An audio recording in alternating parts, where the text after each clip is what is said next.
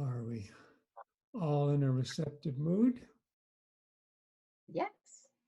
Yes. All right.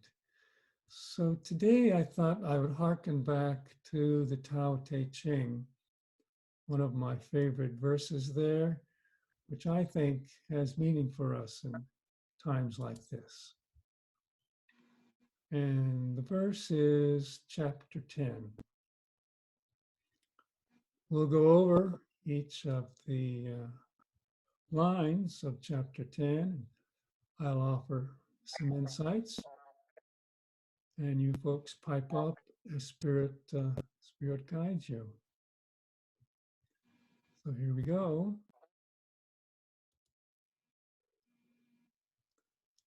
Can you coax your mind from its wandering and keep to the original oneness?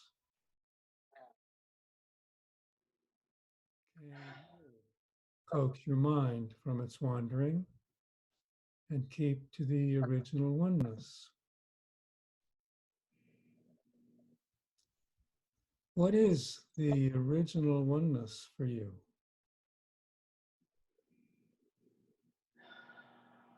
What's the original oneness?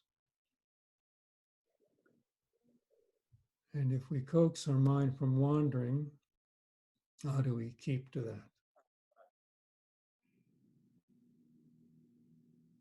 It's like a meditative state, I guess. In my mind, it's bringing back all the monkey mind back together, and just to be as still.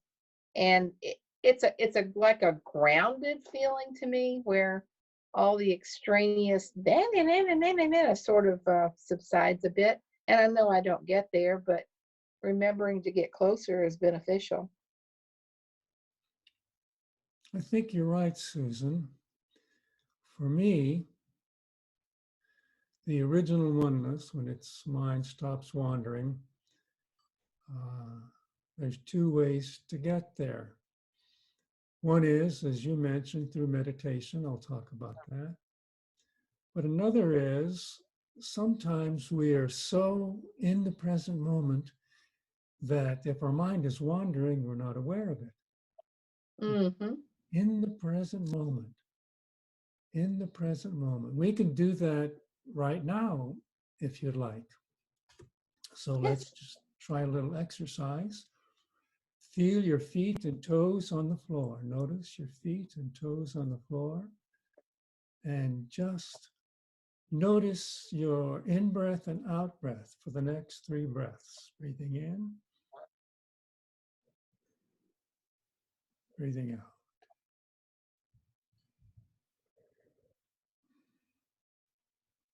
In and out.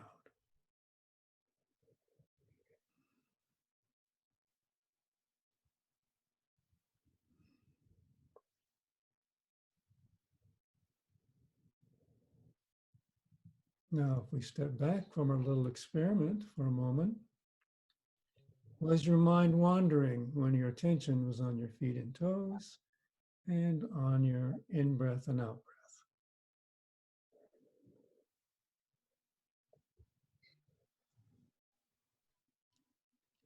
No, but I could feel my heart, feel my heart beating.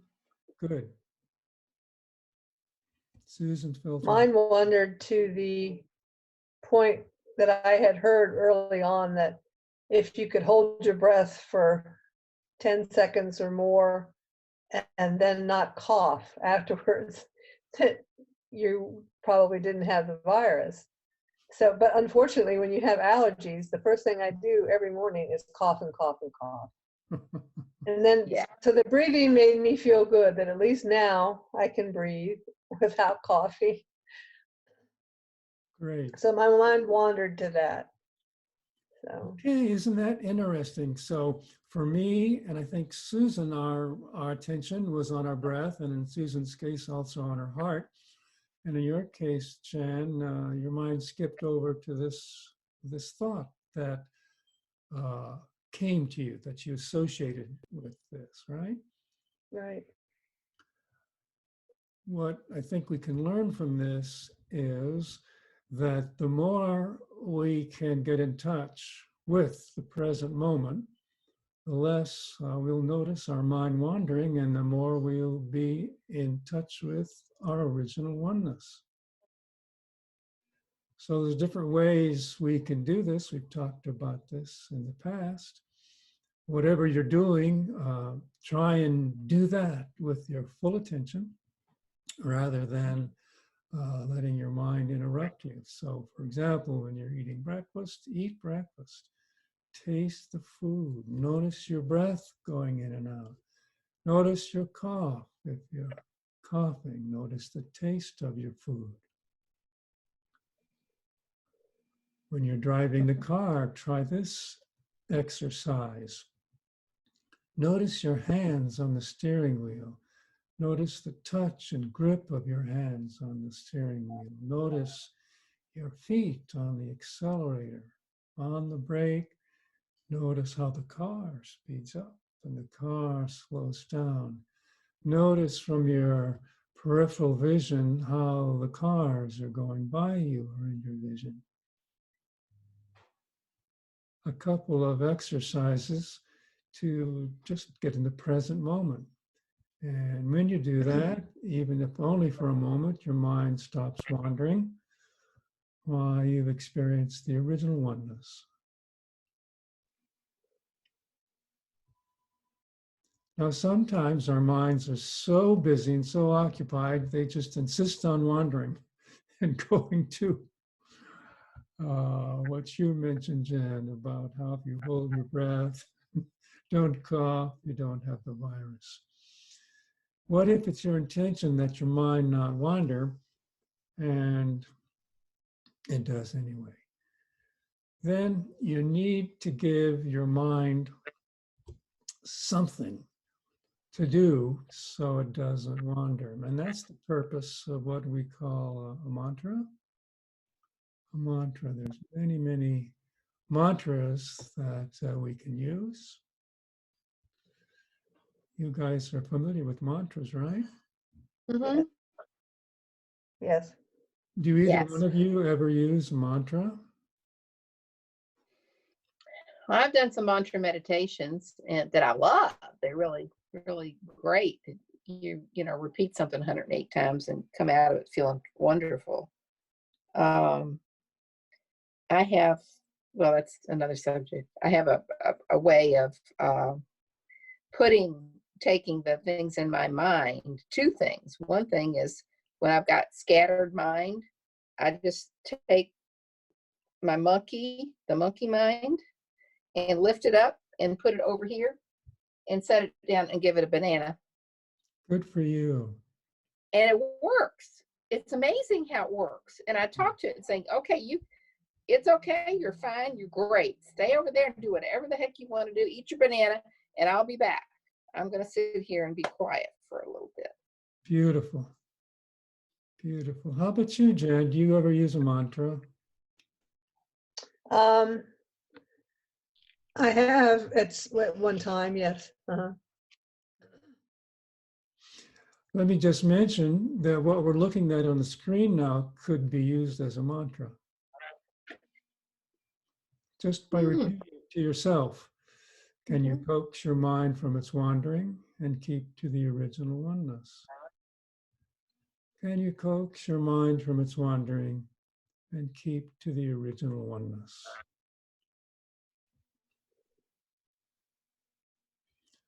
So we can choose different sayings to keep the mind busy.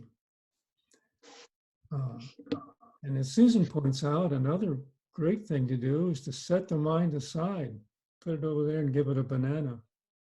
You know, Susan, I did that the other night when I was lying in bed and my mind didn't want me to go to sleep. Yeah. Started talking to me because I was upset about something. So I visualized my mind as not me, but somebody else, and I started talking to it. Just like you did. I didn't give it a banana, but I said, look, I know you're upset. It's perfectly okay you're upset. You can be upset if you want to. I'm noticing that you're upset, but if you don't mind, I'd like to go to sleep. So you stay over there. I'll watch you while you're being upset. But excuse me if I fall asleep because I'm kind of sleepy and tired, and so on. And I had that conversation as if my mind were something separate. And I guess it worked because I woke up the next morning and I'm not sure when I stopped that way of looking. Yeah. Yeah. It's kind of like a lot of things like at work, if you got 92 things to do and you know you can't do them all, so you can't do anything, right? Right. So if you write it all down, because there's always this place in you that you think you're going to forget and you're not going to be responsible and not going to attend to it. So you kind of write it all down and then put it over there in the corner of your desk so that you don't have to take care of it. It's going to stay there. It's not going anywhere. And then you can choose what it is that you want to focus on, like being present. All right. So anything else on this before we go on to the next one? I like the word coax rather than chastise. It's a gentle word, isn't it? Yeah. It's a loving word. Mm-hmm. So we love our minds. Just want to coax them a little bit. Yeah. The man who wrote this was a poet, so his choice of words was very specific. And we can use this as something to say to ourselves as a mantra when our mind is wandering. Can you coax your mind from its wandering and keep to the original oneness? Let's all repeat it together. Can you coax your Mind from wandering and and keep to the original oneness? now let's say it quietly to ourselves 3 times.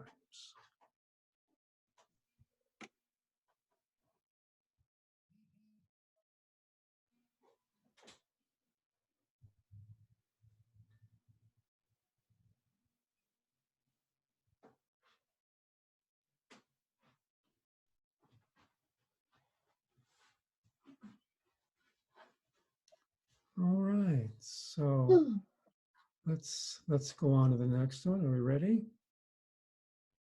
Yes. Here we go. We've coaxed our mind from its wandering and are ready to go to the next one. Here we go. Can you let your body become supple in newborn child's? Can you let your body become supple? Newborn child's. Notice the, again, very careful choice of words, supple. He didn't use the word relaxed or energetic or whatever, supple. Can you let your body become supple as a newborn child? I have some commentary on this. Let's look at the commentary and then we'll come back to this.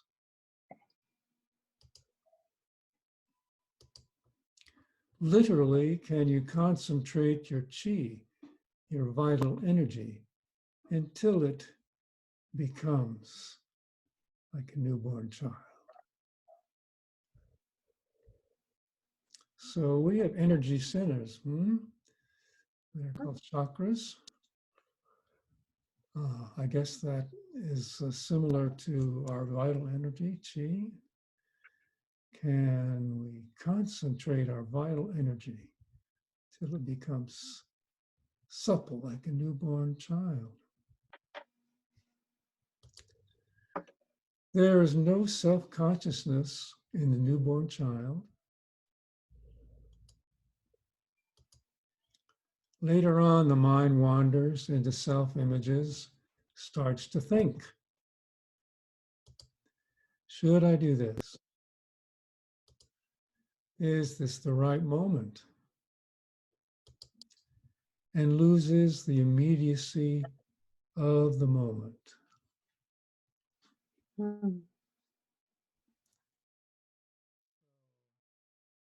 Can you let your body become supple as a newborn child has something to do with being in the moment?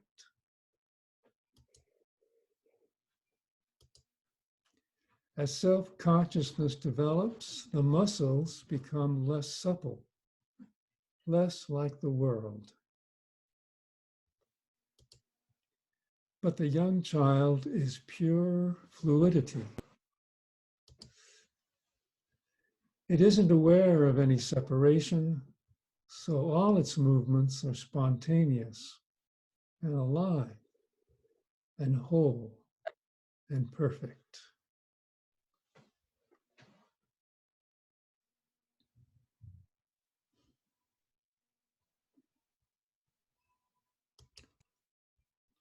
Can you let your body become supple as a newborn child?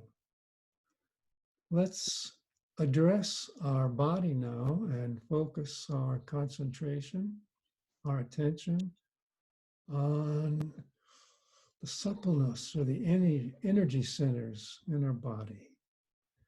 The suppleness. Maybe you might want to focus on energy moving up through your chakras with the breath and down through your chakras. Let's repeat this together. You ready?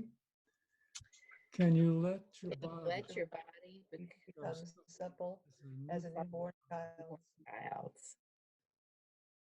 Let's repeat this silently to ourselves 3 times as we focus on our energy centers.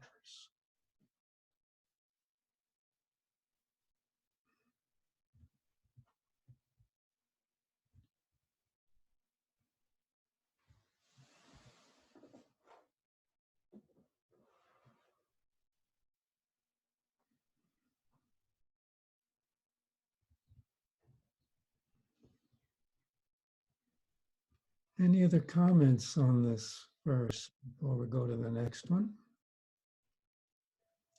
Can you let your body become supple as a newborn child? You can also use this as a mantra. Mm-hmm. You can repeat this to yourself. Can you let your body become supple as a newborn child?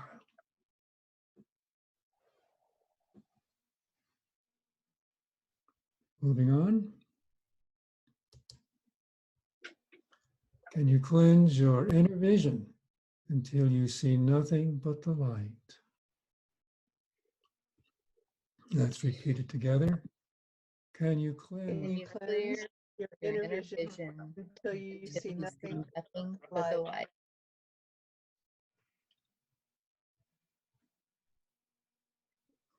I brought this up before, and people have sometimes remarked, oh, that's hard. That's hard.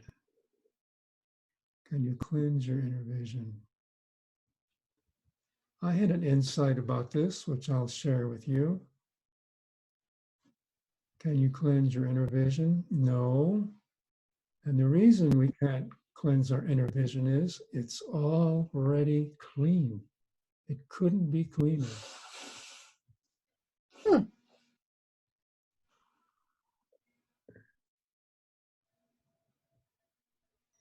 Our inner vision is perfectly clean. So why is it we don't see the light with our inner vision? It's because our minds are getting in the way, interfering. Mm-hmm. So our inner vision is like pure light shining through a dirty window. And the dirty window is our mind and all the thoughts that we harbor there. Sometimes when I use this particular thing as a mantra, can you cleanse your inner vision until you see nothing but the light?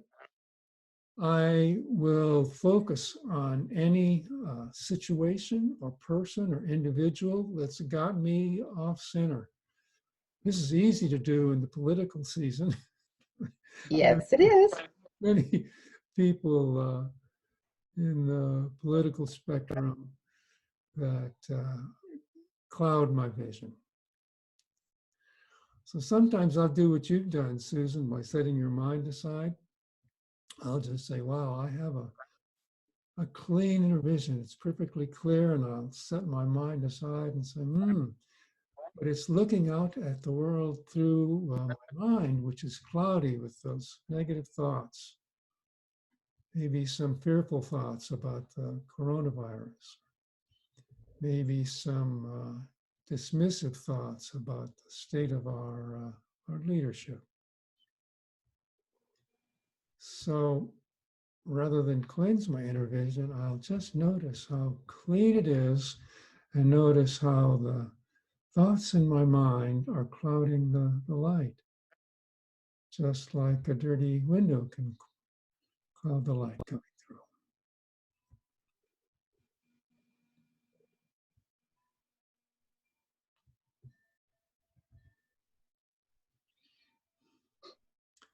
Shall we repeat this together? Ready? Here goes. Can Can you you cleanse And your inner vision until you see nothing. nothing but the light? Let's repeat that silently to ourselves 3 times.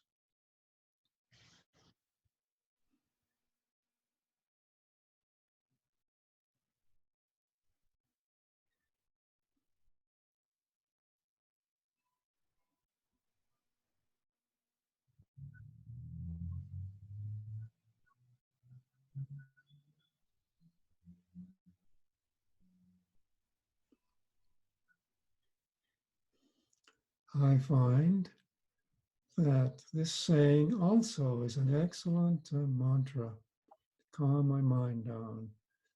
It's if the you I'm talking to is my mind. Can you cleanse your inner vision until you see nothing but the light?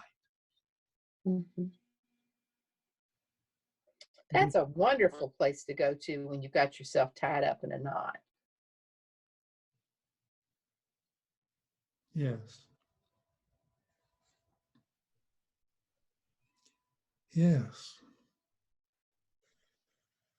It's so lovely to see the light. So there's the light in our inner vision. We see it and we notice the monkey mind over there still doing its thing, but we're just in the light.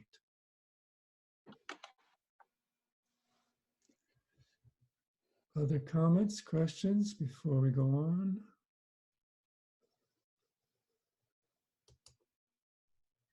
Can you love people and lead them without imposing your will? Mm. Can you love people and lead them without imposing your will?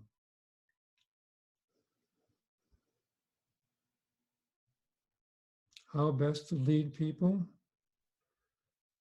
The best way to lead people is by our example, isn't it? Mhm. The greatest leaders have set beautiful examples. Mahatma Gandhi is a man who was a great leader, and he professed his love for people, and he led through his example. He never imposed his will. Hello, something rang a bell. Oh, that's my work computer, sorry. Oh, I thought that was heaven above saying, right, go for it. And you do what I say. This uh, verse is very applicable to children. At what point can you love them and still lead them, but only by your example, and let them go so that they're no longer subject to your will? Right. I saw something on the internet the other day that says, after all this confinement, you're figuring out that it's not the teacher's fault. Oh, yeah. Uh, part of this one is not just letting them, leading them without imposing your will. It's then managing your own emotions when they do exactly the opposite as what you're trying to lead them to. Because I guess that's all you really have control over anyway, is how you feel about the situation. To just embrace this sloka or whatever.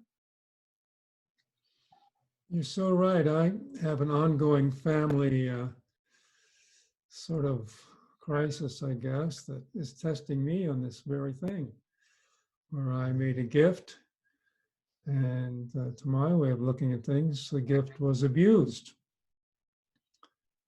And now I'm asked to come to the rescue Mhm. and give more money, as the case turns out, to rescue the gift. Uh-huh. And my will is saying, I don't want to do that. I shouldn't have to do that. Right. Gotcha. I understand that well. So can I love this person in my family and lead that person without imposing my will? It's a good verse for me. It's a matter of making a decision and then not jumping into resentment. Yeah. Shall we repeat this together? Are you ready? Can you love Love people people and lead And them? lead them without Love imposing. and imposing your will. Let's repeat that to ourselves silently 3 times.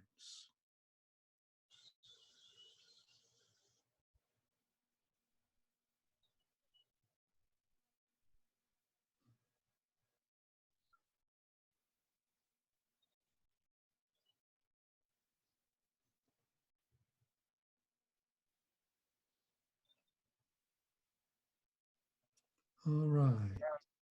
Mm. Well, we've done the easy part. Now the difficult part's coming. Are you ready? Mhm. Here we go. Can you deal with the most vital matters by letting events take their course? Let's see what happens if we try and internalize this. Let's say it together. Ready? Can you Can you deal deal with the most with vital the matters vital by matters letting by events letting take And their events take take their their course? course.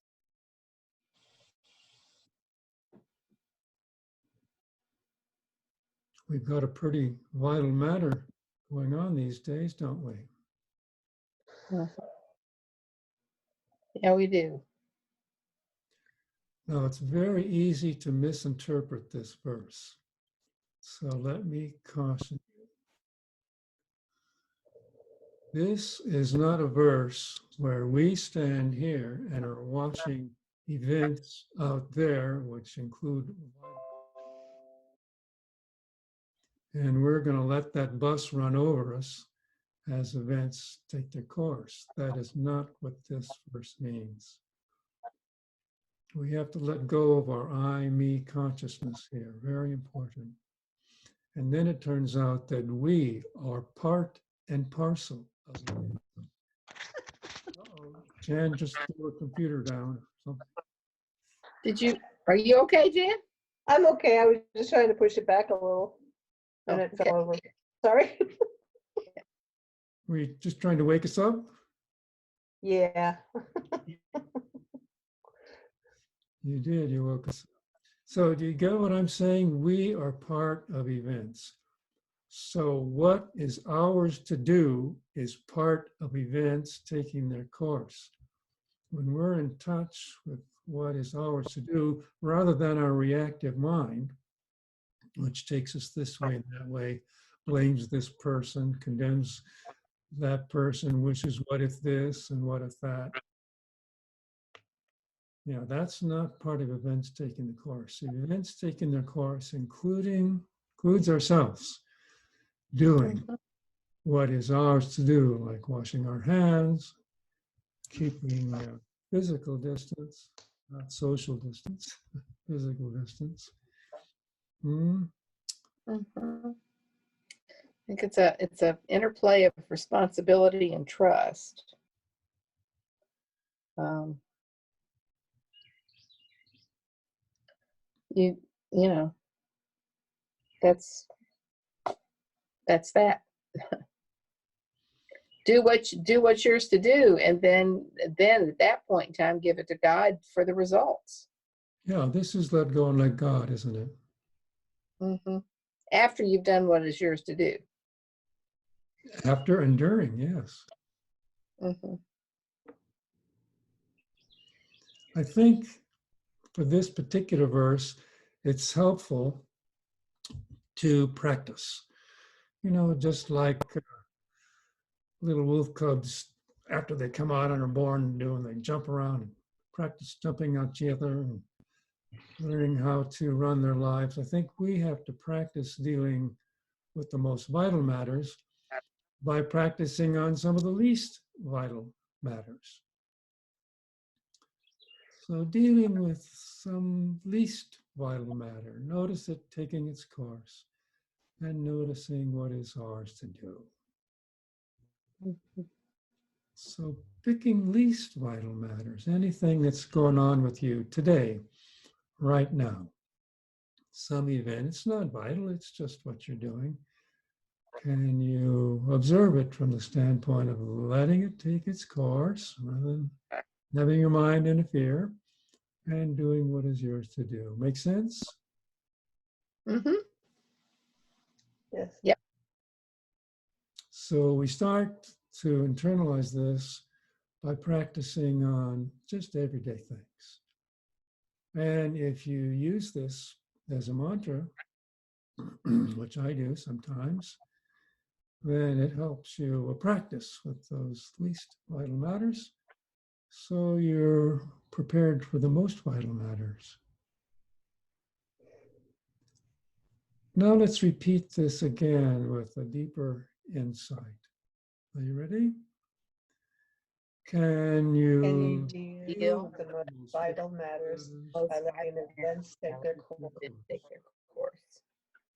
Now let's repeat it to ourselves silently 3 times.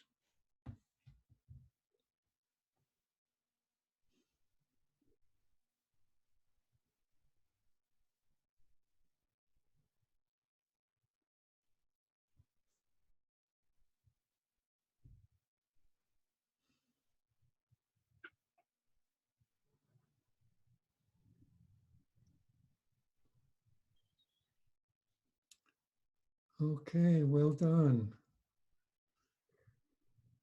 Now we're coming to the wrap-up verse, which Susan has already given us an example of. Are you ready? Can you step back from your own mind, give it a banana, and thus understand all things? Mm. Can you step back from your own mind, give it a banana, and thus understand all things? I like the meaning of the word understand all things. If you reverse the 2 parts of it, you're standing under all things. You're standing consciously apart just to take a look at it, including your mind. Can we just take a step back from our mind and all things and thus truly understand all things?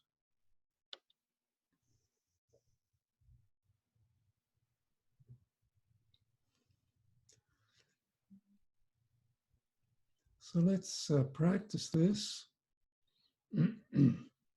just for a moment. And Susan, this ought to be easy for you. Yeah, well.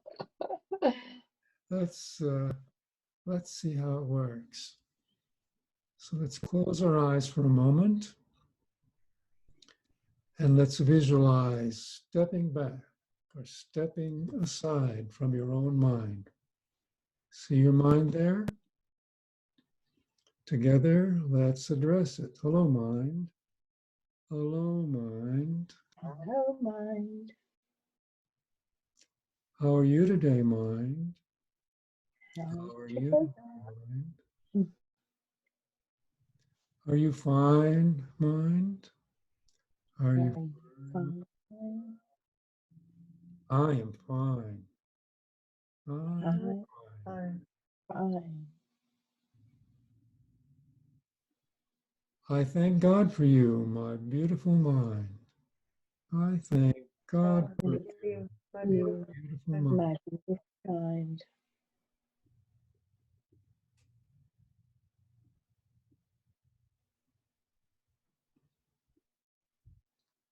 Don't take yourself too seriously. Not too seriously. All right, let's repeat this together. Ready? Can you step And Step back from from back my mind and thus understand all things. all things? and all things.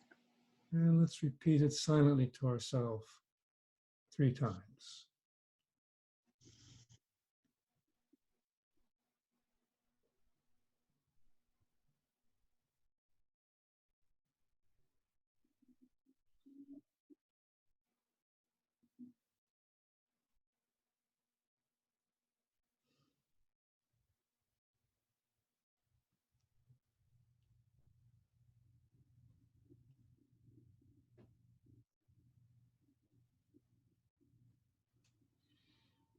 Hmm, Hmm. that's a lot to chew on, isn't it? All we've covered today. Yeah. That stepping back from your own mind and understanding all things is so interesting, because understanding all things is a concept that you think of as happening in the mind. Uh, and it appears to me that it has to be a feeling rather than words. Yes, that's why I translate understand to be stand under, because to truly understand things, we don't truly understand it in the mind. We truly understand it in some deeper place. And it's something like a feeling, I think. So to truly understand things doesn't mean to figure them out. In my life, when I've tried to figure out things, sometimes I come up with a dead end or a bad choice. Mhm. But if I go with something deeper inside, which could be called a feeling, I suppose, I might find a deeper understanding that is outside and separate from what the mind's permutations. Mhm. Since we've covered a lot today, I thought I would just flip through the remainder of this verse for your benefit, and you can work on it yourselves privately if you wish at some other time. So let's just go through the rest of it. Giving birth and nourishing, having without possessing,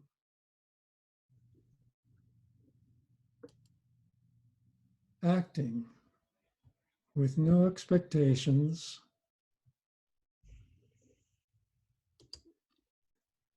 leading and not trying to control,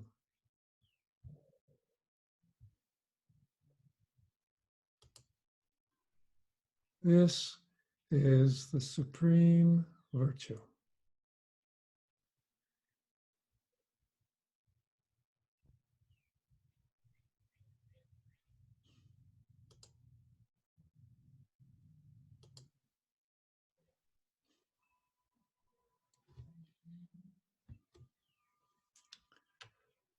I'm ready to close. How about you guys?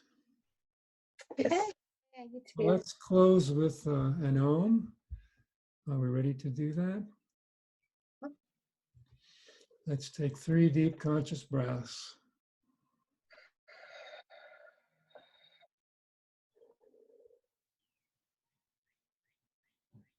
And with a deep in breath.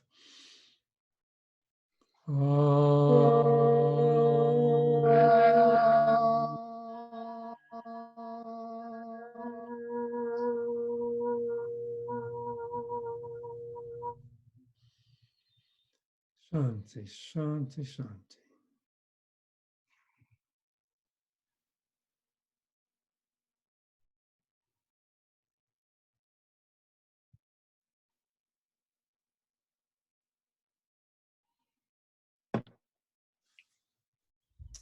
And go and Thank keep you. it, my friends. Thank you. Have a great week. Thank you. You for too. Mhm. Bye-bye. coming. Okay, Bye. bye-bye.